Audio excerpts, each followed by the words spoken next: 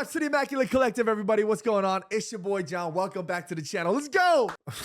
All right, hold on. There's no way that I'm going to be able to maintain that level of tension for the entire video. So I'm going to bring it down a couple of notches. Let's bring it down to like here. I don't need a calendar to tell me when summer begins because for me, there's two clear indicators. One, the temperature. Y'all know me and the sun, we don't get along because once that sun starts beating down on me, ooh, that heat, I start sweating. Sorry, that might be a bit TMI, but you guys already know. And of course, the second indicator is when the football ends. In the past, I used to be really bored during the summer because once the football ends, it ends. But over the years, not just as a content creator, but also as a fan, football has really changed the way I view summer. And it really kind of blessed me in so many ways because now, especially in the past few years, every summer I've been kept so busy. Of course, with the preseason tours, but also with other football events, especially here in the United States. The presence of football is being felt more and more and more. And more events, more opportunities means more chances for me to go out there and to be able to see so many of you guys. And over the past few years, I've had the honor and pleasure of running into you guys in events, in the streets, and it's just been such immaculate vibes, and I got football to thank for that. And of course, this summer, I promised you guys more long-form content. Of course, the new series, which is almost done. We're still in production, but once that gets finished, I can't wait to share that with you guys. Y'all know sometimes I just click record and just ramble on, but I also thought there could be other opportunities to do different things. And that's where this video kicks into gear. On a random day, I was just kind of like, scrolling through my TV and just kind of seeing what I can watch during a dinner break. And I saw a thumbnail that caught my eye, and it was actually a video from Manchester United. It was a documentary about the 1991 Cup Winners' Cup, and it was titled 1991 Rotterdam Revisited. 1991 Cup Winners' Cup, 1991 Cup Winners' Cup. I was thinking to myself, why in the world does that sound so familiar? And then it clicked. So I decided to watch the documentary and I absolutely loved it. I kind of visualized it in sort of three different pillars. I looked at it from the perspective of the history and culture about how not just Manchester United, but the city of Manchester, what was that like in the year 1991 and in that era? And it also told a good story from the perspective of course, the football. Everybody talks about Sir Alex Ferguson and his era of dominance, especially when the Premier League actually began, but people kind of forget the years before that. And I think this documentary does a good job telling the story of how incredibly important winning this trophy was. And of course, last but not least, y'all know this is one of my favorites, the fashion. Y'all know me and retro go so perfectly like cream cheese and bagels, you know what I'm saying? And for me, there was so much incredible opportunities to showcase not just what the fashion was like, but also tell the story of what they were wearing. So me being me with the content energy flowing through my veins, I was like, should I do a review? And then it really dawned on me. I was like, wait, I've leveled up. And y'all know I don't big myself up like that, but I've leveled up. I can find ways to upgrade this content. So I thought, you know what? Reviewing the documentary is cool, but why don't I just use this opportunity to just chat with some folks, call some friends up and talk to them, those people who remember the 1991 Cup Winners' Cup way better than I do, and kind of, hold their hand and let them walk me through those memories. So instead of a review, here is 1991 Rotterdam Revisited, hosted by me, GoodVibesJohn. It takes me back to that year, 1991. It's a perfect storm of peace and love. So I watched this documentary twice, actually. I watched it first time on myself, and then I also watched it another time with him. You know who it is. All right, so I should be expecting a guest very shortly. Please don't mind the background. Yo, I'm out here looking like Lord Farquaad. What the heck is going on? I'm coming. What's we got mad stuff to do. What the? Come on in. I swear. Come on in. What are you doing? Come on in. I thought we were just having a meeting. Today is something special. Really? Did you buy me food? Oh, you did buy me food. We're gonna have a. So it's like a whole documentary. Oh, it's a whole ass documentary. Oh, okay. Actually, hold on, pause. What? I just want to preface to the camera. Every time we go watch something or do something, you're always interrupting. So this time, no interruptions at all. I don't do that. Okay. I'm not allowing this today. Okay? Okay. By the way, thank you for the dinner. You're welcome. Wow, you surprised you actually said thank this time. 24 years ago, We're on stood camera. on this exact spot, absolutely buzzing. It was mainly James and Mondays, and looking back at it, I felt like we were at gigs. Did you see that? No. It was mainly James and Mondays, and looking back at it, I felt like we were gigs.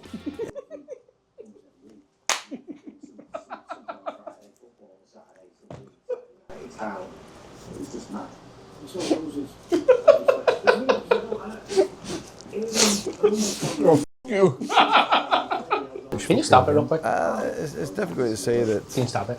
Stop it. Stop it. I never felt that. I completely forgot we were like doing like Can I just say one thing? okay. I don't even remember the last time I saw a VHS. Like, I definitely have one for my uncle's wedding. Oh, okay. And then I definitely have, like, my kindergarten graduation. Stuff like that. Like, that really old stuff. That actually reminds me, because I probably, like somewhere in my parents' place, I probably have all the VHS tapes of like my first birthday. Like this is nostalgia. Like the low res, like you see the play button with the timestamp, that's nostalgia. That's nostalgia. That's retro. But the crazier thing is that was high tech to us when we were kids. That was... Well, okay. You're making it sound like we're mad old. Calm down. All right. Just press play. It's just brilliant reception from the fans. You know what's crazy? If you look at the crowd, look how every single person is mad engaged. Because nowadays, if you go to like crowds and things like that, everybody's got their phone out and they're all trying. They're too busy. Like the crowd back in the '90s, like because there was no like cell phones were very rare.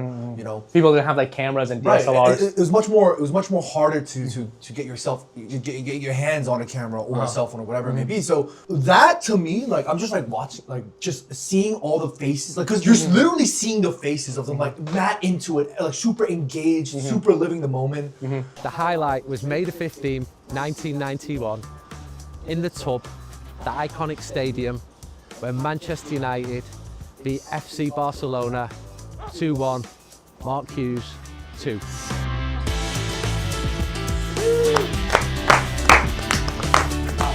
I just want to rewind it real quick, like to this one part. Look at that. That's a squad. Andy Mitten, Dennis Irwin, and Brian Robson. The craziest part about this, though. Okay. Why are you laughing? Why are you laughing? Okay, sorry. Land. Now I'm off my groove. Yo, you pressured him? I just want to say, isn't it crazy that we saw Brian Robson and Dennis Irwin in New Jersey, of all places? We were in a hotel.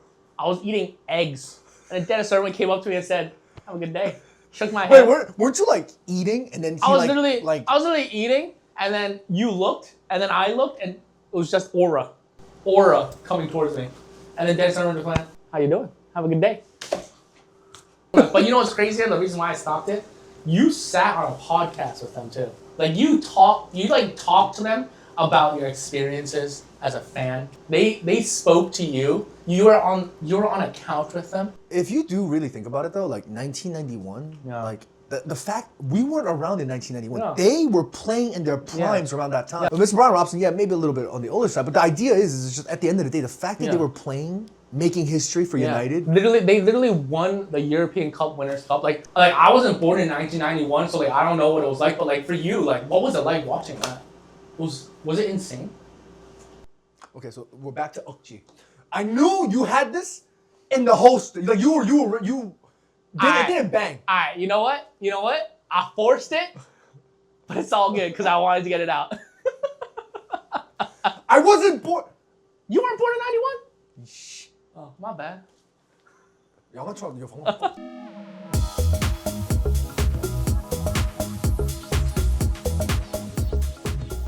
Keeper Watch with Jimmy Kim. As a Manchester United fan living outside of Manchester, and because the times have changed so much since 1991, documentaries and videos like this, it's so helpful because it helps to provide a clearer perspective of what the life and times of the city of Manchester was like back then. And in the era of Walkmans and CD players, in the analog era of no internet, life seemed so different. And honestly, it kind of sounds a little cringy, but it is kind of crazy if you think about it, that from the perspective of a timeline where so many things have changed over the years, the thing that connects us all throughout the different eras was and is Manchester United. Life in the 90s in Manchester as a Mancunian, at least from what was portrayed in the documentary, it gave me the feeling that the idea of Manchester, it looked like a blend of intense wildness, fun, and raw vibes. I mean, I guess sometimes it got a little too intense with the different sorts of vices, but what I gathered from the context of this documentary and the fans that were interviewed during the documentary, it suggested to me like times were changing. Football was changing, but so was the fandom, and so was was the culture. So to help get a better understanding of this, I decided to use my powers for good, and I asked Manchester United to see if they can get me in touch with the man who emceed this whole documentary. That's right, ladies and gentlemen, I spoke to none other than Mr. Andy Mitten. Before anything else, the reason why I called is because I want to ask you about that story. I have to ask, how in the world did you come up with the idea to forge that story, to tell your headmaster to be able to send you to go? That was crazy. Desperate times needed desperate action. I knew that I'd paid for a trip to Rotterdam, and it was a significant outgoing for a young person. There was no way I was not going to Rotterdam, and didn't really tell it fully in the film, but I was put in a really difficult position because I was put forward to be the head boy of the school that I was in. So I'm supposed to be an example to all the other students. I'm like, follow what Andy does. But there were a lot of people who'd also been put forward, and the day that the vote announcement was going to be the 15th of May 1991. Shit, I'm going to be in Rotterdam. So I went to see the headmaster, and I said, "Look, this isn't really for me." And he insisted. He said, "No. I want you to go forward for this." So I had to get my thinking cap on. And a mate of mine who was a Manchester City fan, his brother was a graphic designer, and he was also a Manchester City fan. So he forged a letter basically, saying that I'd been invited by the mayor of Rotterdam, which I hadn't. I was going on a coach of Salford Ruffians from Manchester. I hadn't been invited by anybody, and I gave the headmaster this letter, and he read it, and he shook my hand and said, "We're very proud of you." So he probably thought then, this is absolute perfect head boy material, So I went to Rotterdam almost with the approval of the head of the school, and I think 11 people went from my school, and they were all punished. I can't remember exactly whether they were suspended. But it certainly wasn't looked upon favourably. Well, first of all, at Dover, at Calais on the way back, before the ferry crossing from France back into England, I rang my mum and she was crying. She said, "Your head boy at your school," which was a big deal. She was, single parent. It was a couple of years after her and my dad had separated, so she was quite emotional about it. I wasn't really that fussed about it. And then I went into school the next day, and a really strict teacher came up to me and looked down on me. This guy taught like Latin, not that I ever learned Latin, and I'm looking up to him, and I'm thinking that I'm gonna get a real telling off there. And he just said, he said, "I believe they call him Sparky. Wonderful game, Andrew. Wonderful goals, and well done." And I'd managed to go there, have a great time, completely out my depth. I was 17. The people I was on the coach with made full advantage of all the facilities available in the wonderful city of Amsterdam. I was just walking around thinking, okay, I've just come to see a football game. But it was a brilliant trip, and Manchester United were coming good again. For you there at Rotterdam, for you watching that final, if I had to ask you to pick one single moment that was like your euphoric overload, like what would you say was that moment? Final whistle. The relief, because Barcelona technically had better players and were a real danger towards the end. So when that whistle went at the end, if you were going to ask me to use one word, I would say wet, because it just rained throughout. But relief. Manchester United won a significant European trophy by beating a continental great with a world-class manager, a team who would become European champions themselves a year later for the first time. Barca were the real deal. And to be able to go there, because had it happened a year earlier, I probably wouldn't have been allowed to go because I would have been too young. So I just about scraped through at every level to go and to have the independence and the freedom to travel. And that coincided with English clubs being let back in. But yeah, the final whistle, I didn't enjoy that last 20 minutes. It was horrible because Barca were pushing for an equaliser, and football fans can be fatalistic and superstitious, and you're just biting your nails and you're trying to get behind your team, but the nerves and the anxiety is everywhere. So relief and then success, but also exhaustion. You've been traveling by coach. You can do it when you're younger, but I'm seeing some of the people traveling from Manchester to Bilbao by coach, and I'm like, I admire you as supporters. I don't want to be on that coach. I cannot do 18 hours on a coach. We were young, and top goals, top players, top kit. We didn't know where that kit was coming from. It seemed to be like quite a late announcement, and it just looked really cool. It didn't have a sponsor on it at the time. So proud of the players that night. And of course you enjoy it when it's there, but then you go for all the anniversaries in life. 5 years since Rotterdam, 10, 15, 20. Oh, no, I'm getting old. I'm actually getting old now.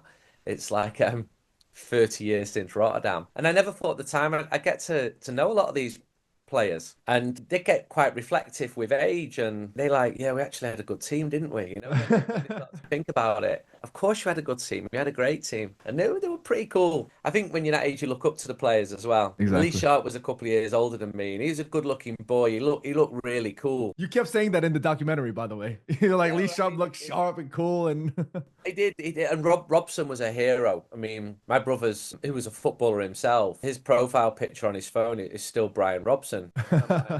What's wrong with your own face? Why have you got a picture of someone who you don't know on your face? So when we were in Rotterdam, I got Robson to message him and threaten to sue him for using his image without permission. Feedback we've had has been so positive. I wanted to be proud of it, and I really was. And so many people have given me feedback on it. And it even inspired one of the guys in the film to have a tattoo of the goal. Mark Hughes' goal. He's like 3/4 of the way through, this huge image on his body. I'm not sure what his partner thinks of it, but anyway, it's too late. oh, you should be very proud. I thoroughly enjoy that. I generally enjoy documentaries, but just to be able to watch something about a part of my club's history in a time where I was not born to have experienced it, it was such a good watch, and it's what inspired me to put this together and ask you to hop on a call with me. I mean, this is for me also in some ways a dream come true, but no, that's awesome. I was going to ask you one last question. I know we talked a little bit about how you felt in terms of the importance, but the last question here is, how big of an impact did you think winning that European Cup Winners' Cup was for Manchester United in the years to follow? It was huge. 2 months later, I did my first interview as a young journalist. It was with a man called Sir Alex Ferguson. So my career's gone like the wrong way round. You're supposed to start at the bottom and work your way up.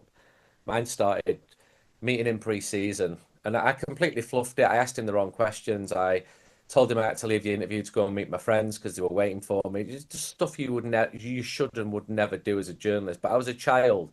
But I do remember him saying in that interview how the win in Rotterdam had given him and his players the confidence to move forward. It was a turning point. The FA Cup win a year before was as well. But Rotterdam, if you can beat Barcelona, it showed you can beat anybody. You know, if you just think, a year before Rotterdam, Manchester United had finished 13th. So it does show. Maybe I'm sounding desperate here. Maybe it's wishful thinking because of where we are at the moment. It does show that if you can win a big competition, confidence can be lifted and you can actually rise pretty quickly. And of course, we all want that to happen with Manchester United. The perfect place to leave it, Andy. Thank you so much for your time. Greatly appreciate it. Thanks, John.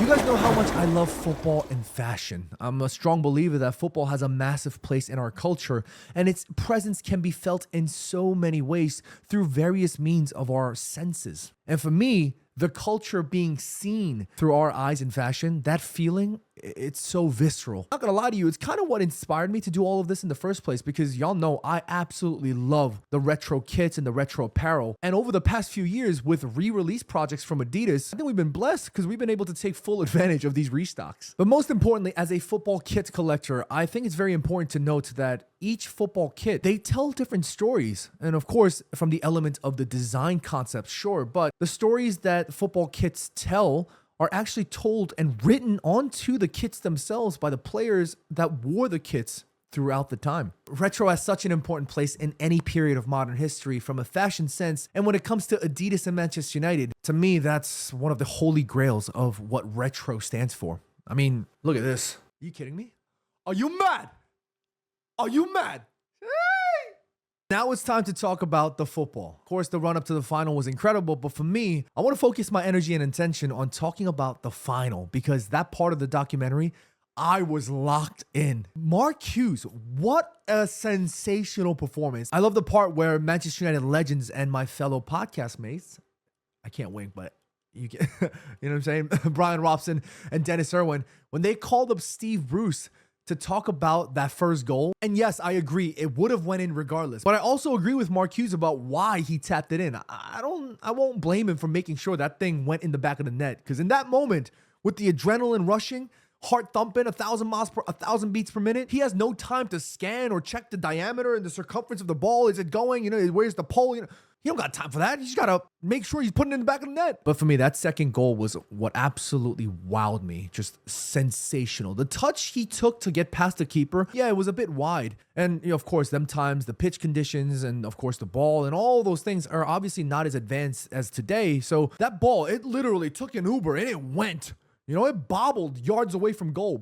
And by then, the two Barcelona players had already gotten themselves within range of being able to block the shot in front of the goalpost. But the way Mark Hughes, he gets under that ball, full torque, absolutely thwacks it, full lace, full precision. I mean, one of the best old school number 9 finishes I have ever seen. Anyways, that's it for me for today, guys. Thank you guys so much. Psych! No way y'all thought I was going to end this video without calling one more person. Because that man, I bother 24/7 about Eccles cakes. And he's the one that's responsible for letting half the Manchester United fan base know what the 1991 Cup Winners' Cup was about. You know who that is. Sorry, I'm not trying to flash you, but... No, it's not. I got a back, like a heating pad thing, because my back is killing me. Oh, right. I wonder what you were showing me then. I thought it was like... I didn't know. I thought you were about to whip something out there, bro. I was like, whoa. This is not the way we remember the 1991 Cup Winners' Cup final. Yes, I did have my pants down at the time, but that's not important. Yeah, we're not going to do a demonstration. Like, John's giving us a visual demonstration of what it was like in 1991 when we lifted that trophy. It was like, oh my God. Legend. Let's talk about it. Jay. Were you around the 1991 Cup Winners' Cup? I was 11. So the reason me and Steve are obsessed with the 1991 Cup Winners' Cup final is because that is one of our earliest memories of supporting Manchester United and seeing us lift trophies. So I remember the 1990 FA Cup final. That's probably my earliest memory of like a full proper memory of United winning a trophy. I vaguely remember 1985. I was only 5. I just remember there being a bit of a street party and a parade and whatnot. But I remember 1990 quite clearly, and I remember 1991 and the hugeness of the occasion for United to be back in Europe after a long time and to lift the trophy. And it felt seminal, not just for Manchester United, but for English football as well, because the English football's sort of reputation was in the mud. And to get back into that competition or be brought back into European competition, to win the trophy, to beat Barcelona in the final as well, which is obviously huge. Yeah, it was, as a kid, you're like, wow. And the great thing about it was the start of the golden era for Manchester United, our most successful ever period. The FA Cup and then the Cup Winners' Cup were the first steps towards that. The run up to the final, the build up to it was great, but for me, the final itself was insane in terms of like you mentioned, Barcelona going against the opposition, Ronald Koeman in the mix, Mr. Cruyff obviously involved as well, But the goals from Mark Hughes, I mean, the first one, whatever, the tap-in situation, cool. The second one, the way he laced that was so clean. Was he like one of the top players back then? Honestly, Mark Hughes, if you ever get the opportunity to go and watch footage of Mark Hughes' goals, I can't sort of encourage you enough to do it. Every goal was an absolute screamer. It was a banger. The guy, he reminds me of Bobby Charlton in that respect. If you ever see videos and footage of Bobby Charlton's goals, they don't know how to score tap-ins. I mean, that was a tap-in, this is the first one, but other than that, I think that's the only one he did. Everything, it's just smash it in the top bin, smash it through, almost bursting the net. So exciting, so great to watch. And that second goal, honestly, think about it. How many goals like that have you ever seen? How many times have you seen a player go so wide of the goalkeeper and not place it? Every player on the planet that goes that wide of the goalkeeper will roll it into the goal, will make sure, get it on target. I'm well wide here. I need to just hit that target and it's a goal. That's the main aim. I think every footballer would have done that except Mark Hughes. Mark Hughes, he proper puts his laces through it. He absolutely smashes it. And that just adds to it all as well. It's such an iconic goal. And for that trophy to be lifted in a certain way, you wanted something like that. And it was like that. And I don't know if you've watched the full game. It got a little bit touchy at the end. And the kit, obviously we've seen the kit being brought out again. Just an absolutely stunning kit. So simple, but just so brilliant. And yeah, there's just something about that game, that final, the way it went down, and the fact that Manchester United were able to lift the European trophy. It hits differently, doesn't it? So I know that there have been so many incredibly talented footballers to play for Manchester United, but around them times when you were in your 10, 11-year-old age, like who was your favorite? When I was a kid, like when I was around 10, I think at first, the player that I sort of looked at or looked up to the most was probably Brian Robson, because he was Captain Marvel. My dad loved him. Everyone, my dad's mates loved him. He was the one that you saw playing for England on the telly. Because don't forget, this is before the days of old football being televised and on Sky. So you saw like him on the telly a lot, him in the magazines and stuff. But then as I got to, I think, 12, 13, my hero became Paul Ince. I loved Paul Ince. Just a fantastic midfielder. The trouble with Paul Ince is people just forget about him now or dismiss him now because he ended up, obviously, going to Liverpool after he went to Inter, doing that celebration. And that kind of takes their view of his performances. But from about 1992 to he left in 95, Paul Ince was just Mr. 8 or 9 out of 10. He just was. He was man of the match in almost every game. He was ridiculously good. And I loved him. And other players that I looked up to as well, just to sort of be honest, was as a youngster, you look at players that look a little bit like you. So I remember Remy Moses, Paul McGrath, seeing those players playing for Manchester United, seeing those players that look a little bit like me as a kid, it means something. I think me and you've spoken about this, and you have an affinity with Ji-sung Park, and I've no doubt that comes from your heritage as well. There's nothing, you know what I mean, like that connection. If there's one thing you could bring back from the past, so it could be anything from a memorabilia or a specific moment or a different style of lifestyle, whatever it may be. What do you miss the most and what do you want to bring back? You know what? I'll give you some time to think about it because I thought about the question and I think I would love to bring back CD players. Obviously, I wasn't born them times, but I was born a little bit later. But I was still around CD players and I used to have a Walkman. As believe it or not, I'm trying sorry not to sound old, but I did have a Walkman. I did have a CD player and I loved the nostalgic vibe of that. Like just the idea of sitting on a bus with the headset, you know what I'm saying? You got 10 tracks, 12 tracks, just playing that back on loop. Man, I miss that vibe. I miss that time so badly. That's a good one, that. I don't know. Sometimes I think like we can almost romanticize a lot of the past, and it's like, I used to love watching videos, VHS videos. That was great. Would I want to sit here for 10 minutes rewinding a video to watch it? No. Why, a crap quality, what is probably like 240p quality video. It wasn't as good then as it is now, a lot of things. Like, I just think technology's made things a little bit better. I knew calling you for this video was the best choice ever. I knew it. Bless you. Jay, thank you so much. I can't wait to see you pull up New York. Can you please bring an Eccles cake this time?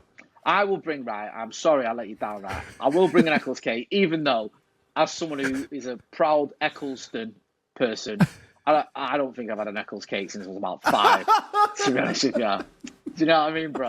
I ain't lying to you. But I'll bring one. I will bring you an Eccles cake. I've got him. Cool. You're my boy. All right, thank you, Jay. Appreciate you. The vibe that I got from this entire experience was very simple. This 1991 Cup Winners' Cup was such an important milestone for Manchester United in that era, and it played a crucial role in setting us up for the success that followed under the greatest manager in time all, in Sir Alex Ferguson. We're back here in the editing room. I'm rocking the shirt. It is absolutely sensational. Beautiful footy kit. Look at this. Sheesh.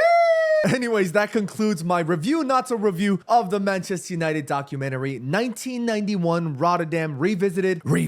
If you guys are also interested in watching the documentary, it is available on Manchester United's YouTube channel. And the most important thing, it's free. So either go on YouTube and in the search bar, type Manchester United 1991 Rotterdam, or if you're too lazy to type, just open Manchester United's YouTube channel, scroll down, and you'll find the documentary alongside a host of other fantastic documentaries. And before I leave, I just wanted to express my gratitude to a few people, starting off with Mr. Andy Mitten, who took time out of his extremely busy day to sit down with me, of all people, for a silly interview. And of course, the legend that is Mr. J. Motty. He better bring me an Eccles cake. And of course, Jimmy Kim. And last but not least, I just want to thank Manchester United and Adidas for allowing me to use the footage and helping me set up the interview with Mr. Andy Mitten. And who knows, maybe if my long form videos do well, Manchester United or somebody can be like, oh wow, we should give John more opportunities to interview some of the players, you know what I mean? That'd be kind of cool. So that's it for me for today. If you guys enjoyed that, please smash the like and hit the notification bell so you guys are always staying up to date on whenever I'm dropping new content. And make sure you subscribe to the channel. That's it for me, guys. Be happy, be healthy, take care of your loved ones, and I'll see y'all next time. Peace!